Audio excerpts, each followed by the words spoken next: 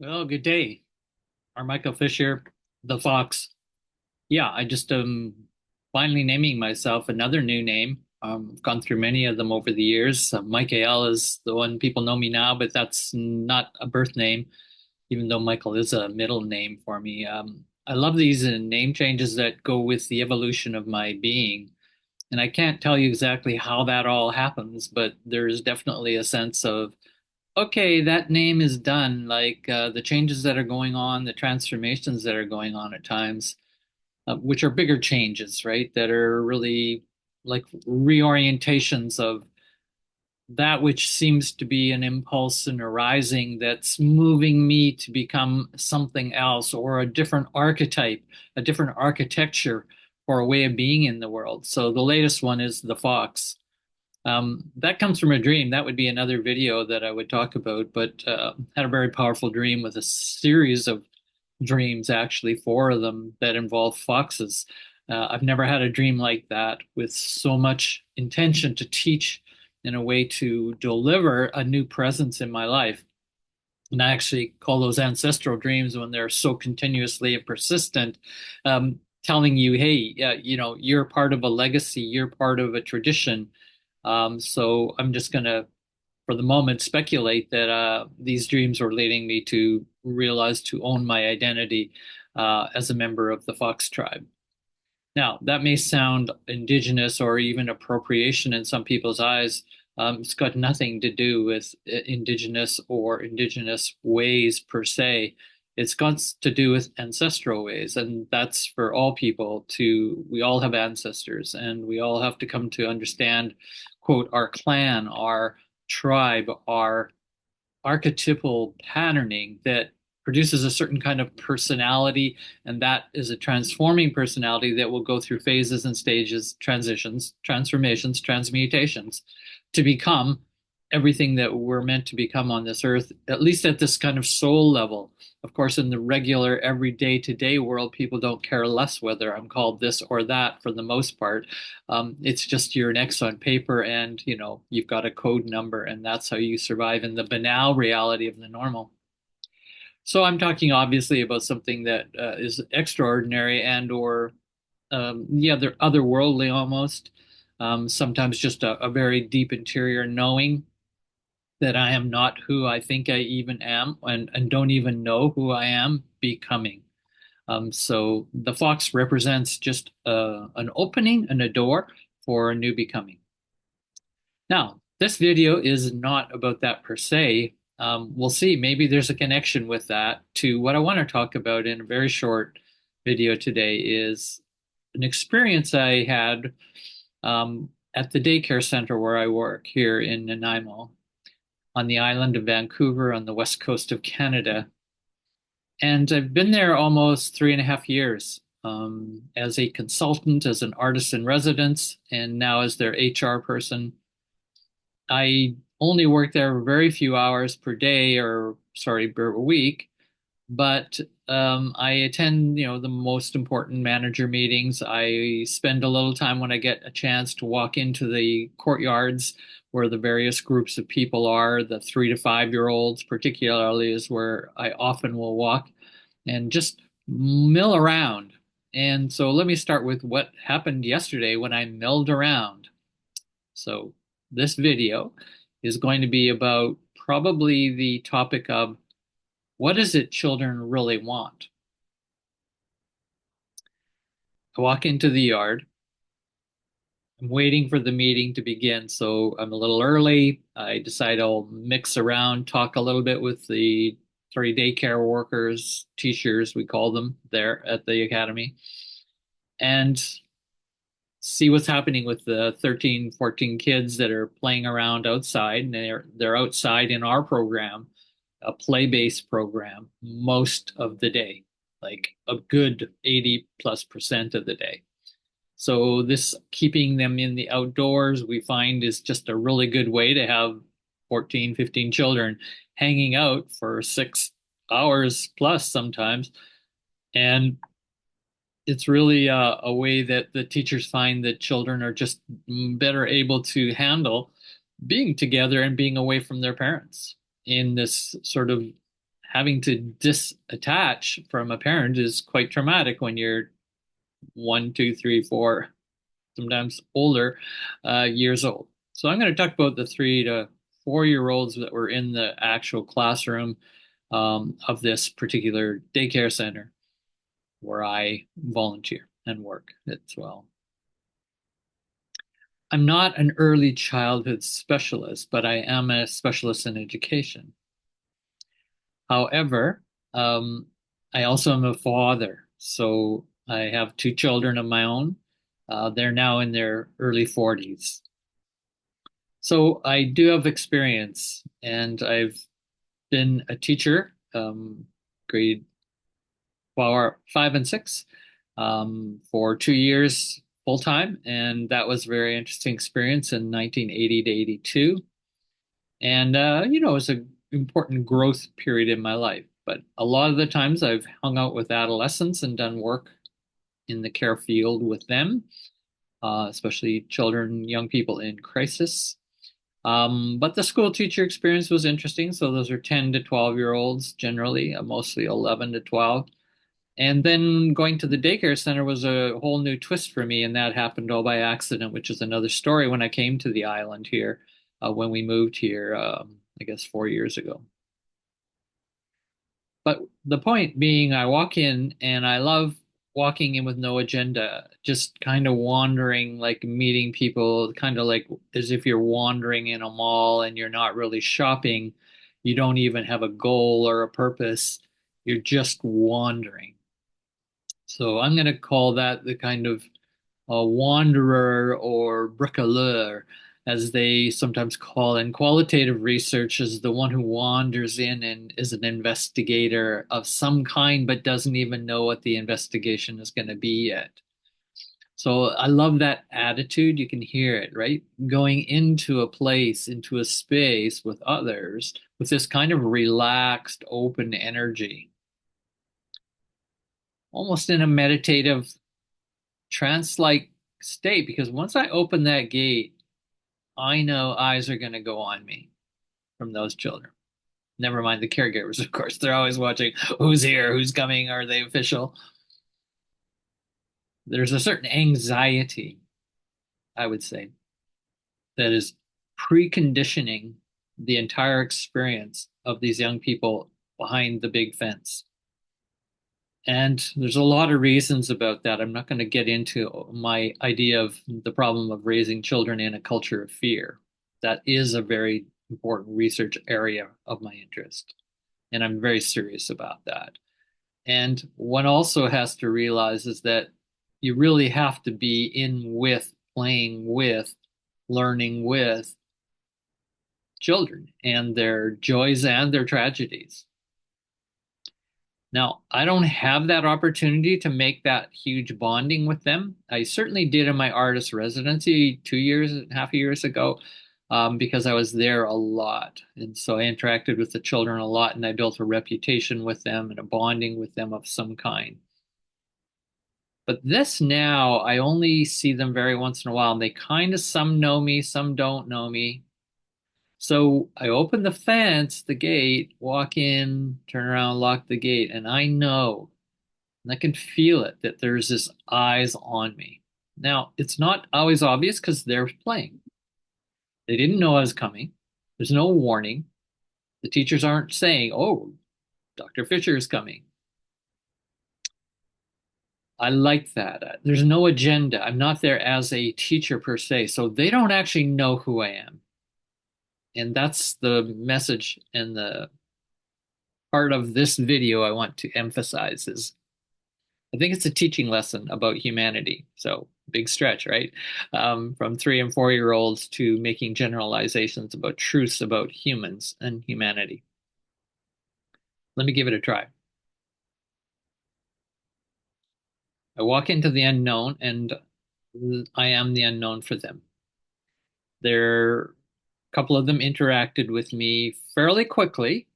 And, I tend to not always, but sometimes depending on the situation, I'll just say, yeah, I'm Michael. How are you? Who are you? What's your name? I don't always do that. In fact, most times I don't do that, but I noticed I did do that yesterday. I'm not sure why. And a couple children were definitely queuing in on me, 4 year olds, particularly the males. Females sitting back a little bit more. They're watching, and I'm sort of I check them out. I always check everybody out as much as I can, make a little eye contact. So they know I'm watching them, and they know, you know, that they're watching me, and I know that they are. And so it's a mutual watching, right? A gazing. And this is that moment of strangeness that we encounter in the human experience in walking into a new environment, even for a creature, an animal that travels and moves into and across territories, environments. And that gets very interesting. It's a very interesting edge of the in between because I'm not settled there. I don't belong there, don't have a role there, but I am there. And eventually if they see me more than once, they know he sort of belongs here. So that is where the questioning, what do children really want, is they want surprise. And a part of them is can be anxious about surprise because it can be strange. And so that strangeness creates a certain anxiousness, is what I've found in watching them, observing them, knowing myself, watching my own children grow up. And I always like bringing them to the strange edges. So I have done some videos on the strange, on the edge, taking children to the edge, taking children to the nothing, and the importance of experiencing and mediating experiences of anxiety and angst with children. But this simple interaction, which really was only in a matter of 3 or 4 minutes with the children yesterday, was one of the children at some point. I played a little bit with dead leaves and some trees, and one of the children, they love guiding you, right? Because you're new. And so there's always going to be a couple children that want to guide you around to what's happening in their space. And I just went with it. I just flowed with it. Teacher's kind of watching on the side, not interfering, not saying anything about me. And the one child at one point said, "So are you a dad?" And I thought, oh, it took me a while to kind of catch on to what was that about, the context, right? And then I realized immediately because I have seen, parents when they drop children off often will hang around a little bit, especially when their child has some anxiety, right, about leaving the daycare when the adult leaves. So it's kind of called transitioning with young people. And so they're used to a mom or a dad or caregiver, main caregiver, hanging around a little bit and lingering and probably interacting with them, right? That would make sense. They're not just going to interact with their own child necessarily. So I realized, okay, well, that there is the category. So, and there was a couple of through by that time, 4 or 5 children really hanging right at my ankles, basically, some touching me a little bit lightly and so on. They're really trying to coordinate and categorize, I thought, by language. So the concept. So what do they want? Is they want to understand. So they want to be surprised and they want to understand at the same time. And that seems like a really healthy evolutionary behavior, to be able to be with the new, the unknown, um, be a little bit fearful, cautionary around it. Some much more cautionary, some actually denying that I'm even there. Like literally, they seem to not even give you a glance. But there's always 3 or 4 leading edge, or usually one, who is going to be quite brave and move into the space and really moved into my space. That was obvious. They're not going to stand back. And you sort of, if you really take that in and appreciate what they're doing, it's quite remarkable how this tiny little one would just like walk right up to and in your space. But checking at the same time and with some familiarity that I might probably am just somebody's dad. Again, there's new students sometimes popping in and popping out. So, and even some of those kids aren't at the daycare every day. So they know that there's a kind of new people coming and going, and even teachers are coming and going and quitting, and new teacher gets hired.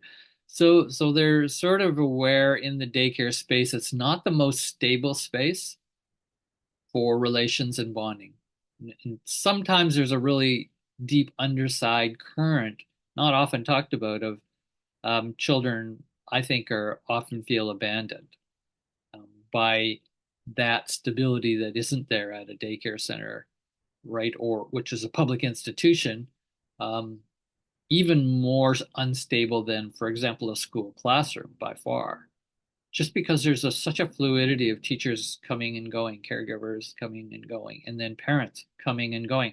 So the children are experiencing an ethos really of attachment and having to break attachments with all the leaving. It's phenomenal, really, right? It's like a flood of arriving and then a flood of leaving. And you bet those children feel that. It's like a wave. And this is like the deepest fear in the human organism of a social creature like we are, the human species, where we want to know we belong, feel attached, and our quote biggest fear is to be detached and have loss and even rejection. So I'm setting up the emotional environment here, right? The affective set of relations, not just cognitive and understanding and mental thinking relations, but the affective bodies moving in and out of spaces together. So as this child moves up to me and asks me, "Are you one of the dads?" It took me a while to process, and I said, "No, no, I'm not." I said, "I'm here, for a meeting. I meet with your teachers, some of the teachers in this meeting." And then I watched the teacher come in and say, "Yeah, I've told you children about, there's a special meeting. And sometimes Joanna, who's your manager, one of your daycare teachers, has to go to a meeting some mornings," and so on. So the children, obviously, some of them at least, had the teacher mediating here. And the teacher has even explained to them why one of the teachers that they mostly love, a lot of them, who disappears for 2 hours on Monday mornings because we have to be in a manager's meeting. So I associated that with that. So they had another category for me, but it was a strange category, right? I mean, I'm not a dad, so okay. And well, you're not a daycare teacher who comes and works here, that they could tell, and they don't see me, like they say. I'm only there once a week, and some of them never see me because I just pass and go to the meeting. I don't go into their yard. So a little bit of troubling of who still is this, right? So what do children really want? Well, they want to know who and what you're about. A lot of reasons for that. I won't even go to them all. I think some of them are actually spiritual reasons. I think some of them are cultural role reasons, and some of them are just natural reasons for wanting to know. Quote, the stranger, the new, and to bring it into a world of sense making for them, meaning making. And I would say a lot of fear and anxiety around that because you are also seeing if you can trust and how much are you going to willing to invest in that human, me, on their part when, oh, the dude's just going to disappear again. And I may never ever see them again. I have no contract here, no agreement. He's not the one that greets us when we come every morning. You see, it's like really temporary, unstable emotional climate at a daycare center. And this is like a good daycare center, like one of the best in this area. It's well known for that. And I think it is. It's very high quality, but it's not perfect. So where do the questions go next from the 40-year-olds gathering around me? And by this time, I'm answering a few questions. I don't remember all the questions they asked me, but I'm just trying to recall a few highlights. After they could see I'm not a dad, then I watched another young 4-year-old jumped in and said, "Where's your dad?" Ooh. This is like existential, like, just like coming right in. Oh, from wow, left field. Good for that child. And where does that come from, right? Like in these moments of instability and of they may never see me again, like literally in 30 seconds, once I disappear outside of the gate again. And yet here's these penetrating questions. Where's where's your dad? See, you're not one of the dads here. Where's her dad? And then there was, I think, a little discussion amongst her around a few of them. I wish I could remember if it was all recorded. They talk about their dads a little bit. Well, my daddy, da da da. Well, my daddy, da da da. So I heard a little of that, but I'm not paying too much attention to that because I'm really trying to address the central questions of where's your dad. So that became what I'd call the climax of this a very brief interaction for, as I say, 3, 4 minutes. And I had to answer it with realizing, well, my dad's not here anymore. Oh, I could feel a, hmm. I don't know how you know that you're in a field of energy and exchanging, and as I say, I get into a bit of a trance space when I move in with children because it's such a different world than my everyday adult world. I know I have to be attending it's just like my antenna come out. Yeah. Not only my fatherly antenna, because I have been part of the birth and raising of children, but my antenna for just being around children as an educator and caregiver, which I have lots of experiences with children throughout my life and being a caregiver of some kind often. So that uh, uh, but it's not like dreadful, but it's like, where is your dad? And I says, well, my dad's not here anymore. And then feeling that collapse almost, or let's call it an intensification. And I would even say it's a philosophical now. It's actually moving into I said existential, psychologically, but it's existential and philosophical intent and drive. It's like it's driving with a philosophical inquiry into what is you? Who? Where's your connections, right? Like they're connecting already to my ancestors. They're not just interested in just me. Like it really is phenomenal when you pay attention to just these really simple questions and how they just cascaded.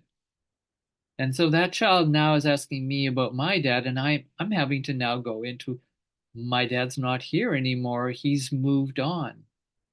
He's passed on to another world. Now I'm ad-libbing for them because I realize I'm into the topic of death.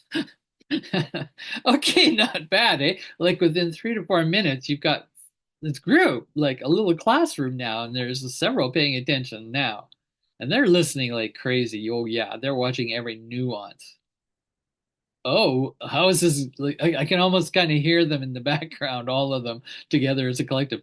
And the teacher as well, and who was with them and pretty close to me, is like, okay, so how's this guy going to teach about death to 4 year olds?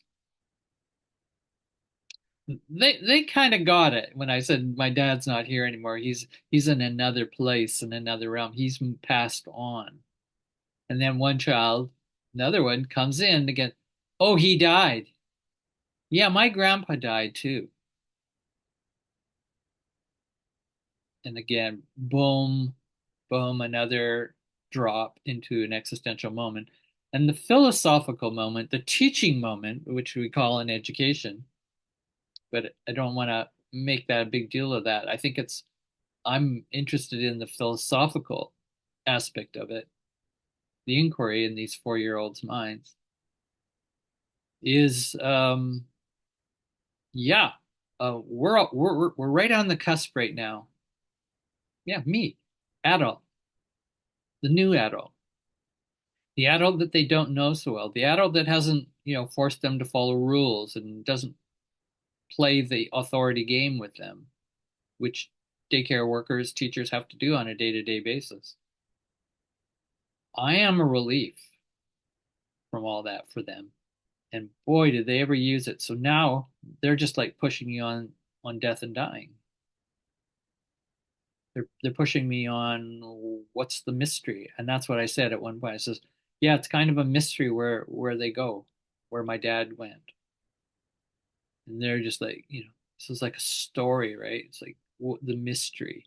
And so we were just all primed, whoever was with me in that field, those children's eyes, the gaze, their mind, their philosophical mind is really already concerned about the death and the mystery of death. And I would say all within an ambiance of not just curiosity and surprise, as I say, but the anxiety and the fear, if not terror, that goes with people are disappearing. My granddaddy disappeared. And of course, their click, click, click, their little logical mind is my dad's going to disappear. Click, click, click, click. My mom's going to disappear. Click, click, click, click, click. My teacher is going to disappear. Click, click, click, click, click. And I am going to disappear. Click, click.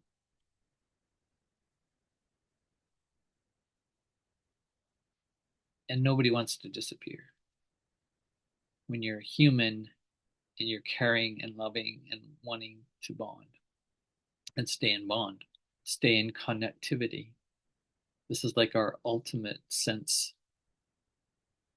meaningful sense, purposeful sense in a world that is pretty big, pretty amazing, enormous, overwhelming, and a dangerous world in a sense. It's dangerous in that it will eliminate your existence naturally and or by other means prematurely to have you demised, killed, murdered, or just die of old age and you're taken from the loved ones. All of it really got me thinking as I rode home. So I had to leave them right away and said goodbye, bye, bye. And it's a sad goodbye because I know, oh my gosh, look at what we just started here, a relationship of so much potential to be with other humans in philosophical inquiry, 4-year-old minds. And then I have to go. And no, I may or may not see them again. I'll make an effort to see them again. I'm sure I will. But, they leave too, right? They only stay so long and then they leave the program and move on to kindergarten, grade one, and their life trajectory. And then you think about all their memories of childhood, right? Like in those years, they don't remember most of what they're going to experience when you're 4 years old. As an adult, oh, gee, that exchange we just had, or whatever connection I have. I don't remember anything when I was 4 years old, virtually. Most people don't. And so you're kind of going, everything that we're exchanging in this amazing inquiry is incredibly unstable. And it's even more so when they're at the ages of 3, 4, 5, right? And so on, or even earlier. They're going to forget. They will not remember and be able to recall that memory, more or less. It's a really unique space to be in. So that would be another topic. But I myself now have to deal with my emotions and my feelings about what they're going through. And so I feel I also am recognizing that philosophical inquiry in mind that no doubt I had when I was that age. And I can't remember that per se as those asking those kinds of questions, but I'm sure I did. And or at least had the thoughts of the inquiry within. So the whole idea of philosophical inquiry with children is a growing field just starting in the last couple of decades and starting to, be a little more important. And I have a colleague as well who's part of that movement in the philosophy forum with children. And we're talking about the very early young children. So I've talked about that a little bit in some of my videos on children if you want to check my YouTube channel out. But I want to end this video now, and I'm just going to thank those lovely 4-year-olds and their teachers that were with them that day, yesterday, that I was able to participate with. And I'm going to move on to a short description of what I think children really want. So I'm just penetrating that question, right? It has many layers, it has many perspectives on what do children really want. And I can't think of a more fundamental question to ask on a daily basis, both as a child and both as an adult, and certainly as a teacher or a caregiver of children, children to becoming youth, becoming adults. So the film is called, and I will put a link for it so you can watch it if you wish. I think it's 30, 40-minute episodes of a series of films out of the UK by psychologists. I don't know exactly who did the sponsoring, but they set up a child space, child lab, basically, to do soft experiments in situ, means in live action, with children under cameras. The children all are hooked with a microphone, everything's being recorded, and there's two psychologists watching and two teachers, qualified teachers, working with the children. And they're working particularly with 4-year-olds. So it's called Inside the Minds of a 4-year-old. Um, I think they had 8 or 10 participants, two teachers, and then the two psychologists behind the screen and on camera. So, what the one incident I will say that I can't tell you exact number where it is in the film. I'll see if I can look it up and put it on the link so you know to go there if you don't want to watch the whole film. So it's again episodes. So they do many episodes apparently, but I really enjoyed, of course, watching, and they do it very entertainingly as a movie maker or the editor, and they set the scene up and so on. It's a little bit like real TV, yeah, reality TV, which I don't watch, but I know sort of what it's about. Um, so they have one child. I'm just going to focus on what do children really want, and it's probably related again in some way to the experience I just gave when my experience at the daycare with the 4-year-olds. The 4-year-old is a young boy and quite a vivacious, quite present, all 4-year-olds aren't like present, right? Like really at the edge of their seat, wanting to really be in on everything. There's some 4-year-olds that are kind of sleepy and in a romantic fantasy world still. I'm not saying he's not in a fantasy world too, but you can just tell them they're really coming into the world. They really want to interact. They want to learn. They want to share what they learned. And he was an expert on dinosaurs, so they interviewed his mom and dad briefly on the camera in this background, and he had all this knowledge of dinosaurs and like the big names of dinosaurs, these huge Latin names. He's like listing off 6, 7, 8, 9 of these. Like again, I'm amazed he can even say the words at a 4-year-old, but he's got memories and he's got an image and picture of them because he's obviously watched lots of dinosaur books. Now I bring up dinosaurs because if you go into any daycare, kindergarten, grade ones even, the children mostly, but mostly guys, but not totally, but it's a mostly guys thing. They love dinosaurs, dinosaur books, dinosaur stories, movies. Um, and you got to go, well, what is this? Why these huge reptiles that no longer exist, that are extinct? That to me is an interesting question. So I won't even go into the existential philosophical interest of why children are really interested in dinosaurs. Now, I know humans have crafted some of that and it's cultural, but it's a natural. It's like a natural for children. All right. We know they love animals, generally are interested in animals and so on. But this young guy, he's always sort of, quote, not bragging, but he's sort of, pretty confident, like that, he knows his dinosaurs and he's going to tell you. And, but the one scene near the end of the series of this episode, um, they're sitting at a picnic table, and the experimenters had set up the scene. They wanted to test the children and see how they would all respond, particularly this group of three. That's right, yeah. And so this young boy was the dinosaur guy. He was in that group of three. They're sitting at a picnic table, just having snack, and the teacher comes up, gently sits down to them, and says, "Well, we're going to have a visitor today. That's a really amazing, special visitor." And she says it's going to be a huge dinosaur. So I'm just letting you know. Um, you might be afraid a little bit, but it's a pretty friendly dinosaur, and it's coming with its trainer on a rope and so on.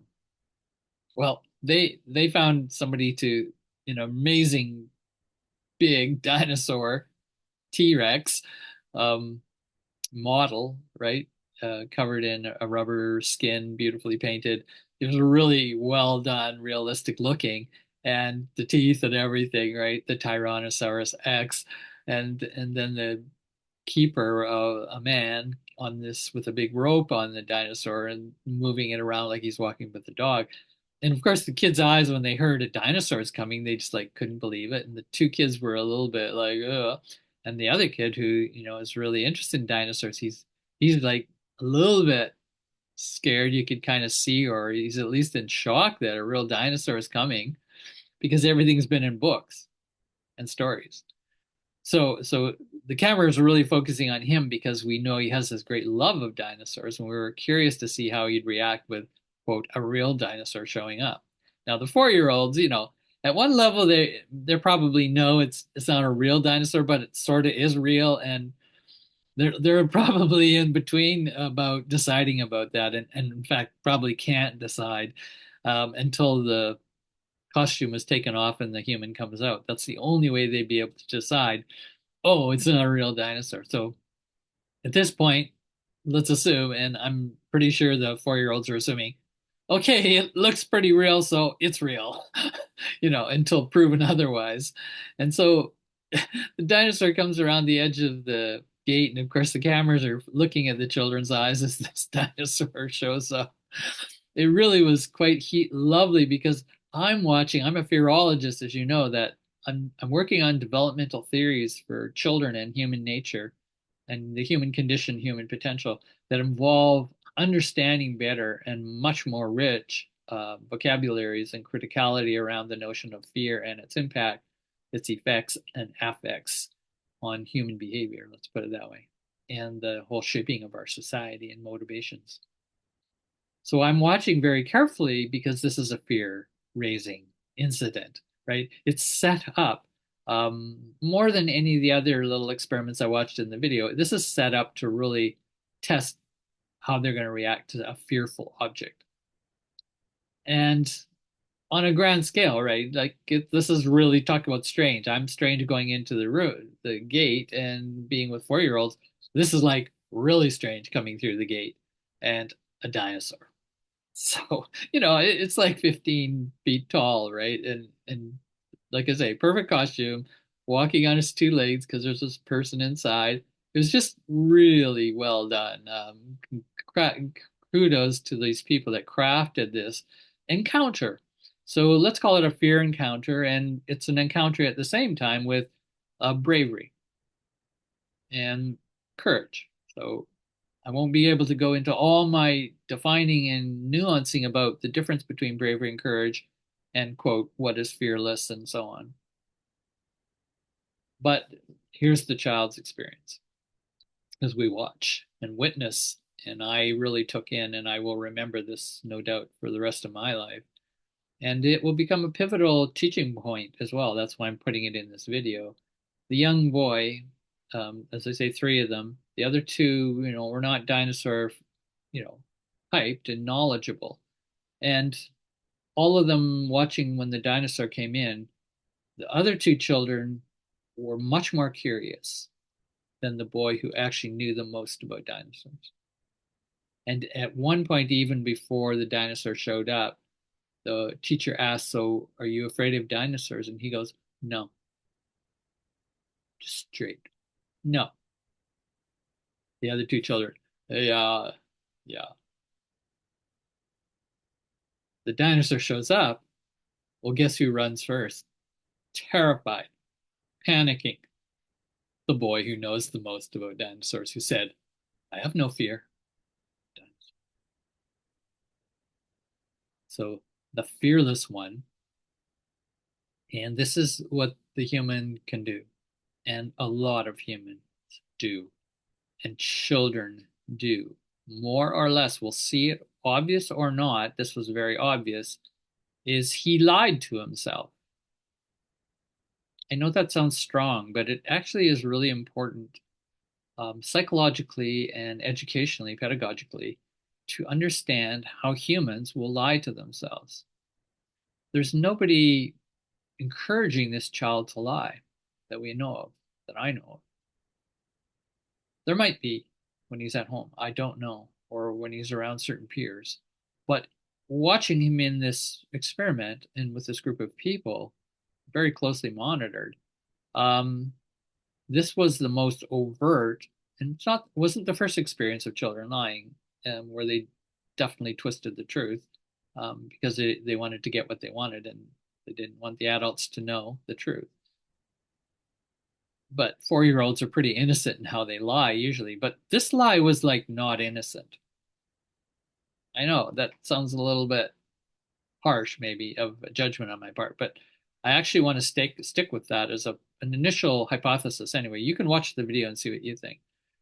So the way he said, "No, I'm not fearless," and you sort of, I'm not fearful of the dinosaur. Well, he's got all this information. He's well knowledge, more than the other kids, and he actually was, as I say, quite bright intellectually. IQ, that was very obvious during the whole episode, talking to his parents and so on.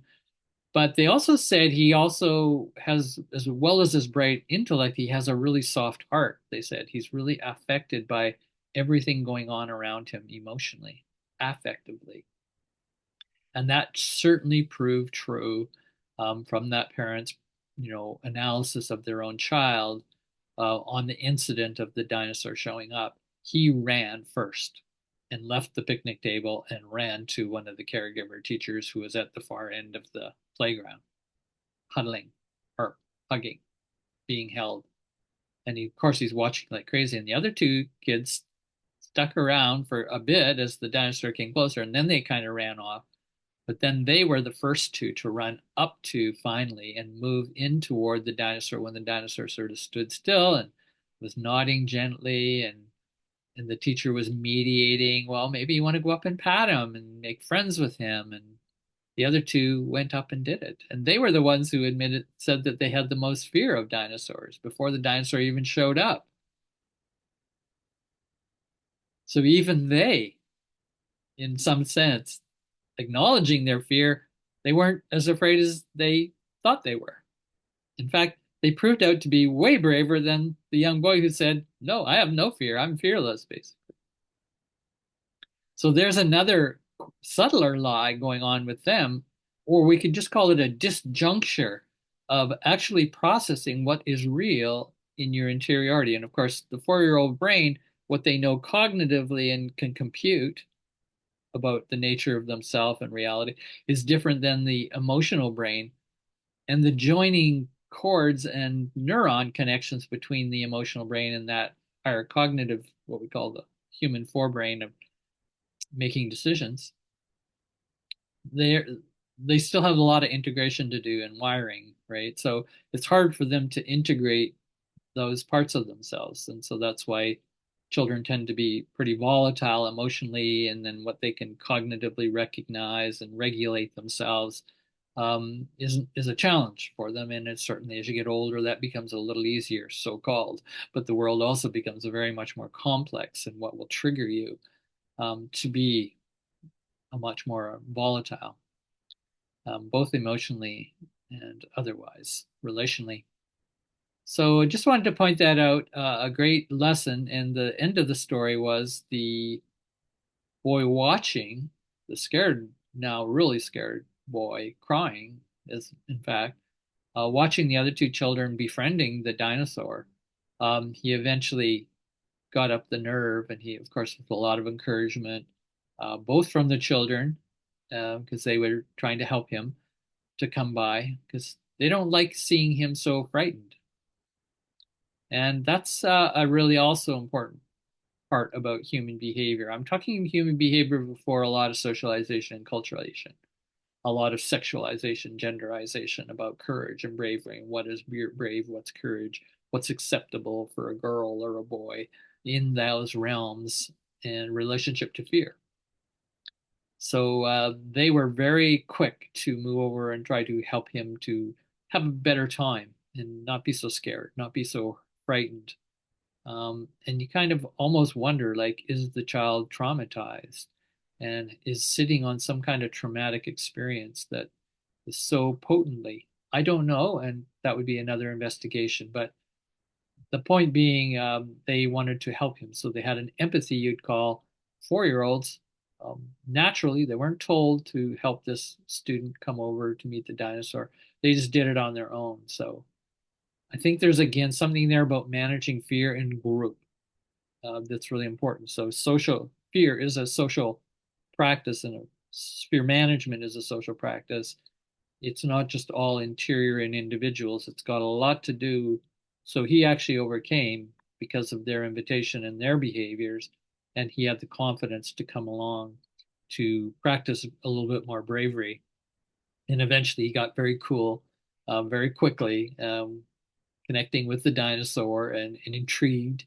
And the psychologist says, well, it's probably he was able to overcome his dysregulating distress and fear almost to the point of panic because he had an interest in dinosaurs. It helped the child that wouldn't have an interest in dinosaurs, that was also in a panic mode of escape, probably would never come over and touch that dinosaur or get anywhere near it. So we don't know, but that would be the hypothesis, and the psychologist suggested that would be the case. So interesting that the desire he had within himself, the motivation to know dinosaurs, and there was an identity he had with that knowledge. It gave him a good feeling and confidence, and people were impressed. He just kind of knew he had to overcome, his fear. But again, the social group really helped that. In fact, it was essential in the mediation of the teacher, mediating the experience so that he could kind of maintain in some kind of reality. Or, the adults aren't freaking out. My teachers aren't freaking out. So, okay, maybe I can move into that space. And that's what I think happened to me when I went into the daycare center is teachers not freaking out about me, other children not freaking about me. So some of the children who were very cautious to come up to me and ask me questions or come and touch me even get very close in my space as a strange dinosaur of sorts, that they did it because of the social observations they were making and the ambience of the social group. So fear is a social phenomenon, and courage, bravery that go with that. As I say, all the way up to fearless, and what would real fearless be? So it was a false fearless that this young boy had. That's where I'm ending. And yet, my argument is that all children want to be fearless. And that would be a definition much more complicated than fearless means no fear. No, that's a very literal definition for fearless. But that would be another episode. I just wanted to share this story with you. And again, as I say, let's have a discussion on it. I'd like to hear your views about this. And if you watch the documentary film as well on these 4-year-olds, what's in the mind of a 4-year-old? What do they really want? And I'm ending here with the thesis they really want to be fearless. And if you don't want to stay in that affective language, the replacement language associated with would be they want to be free. Thanks for today.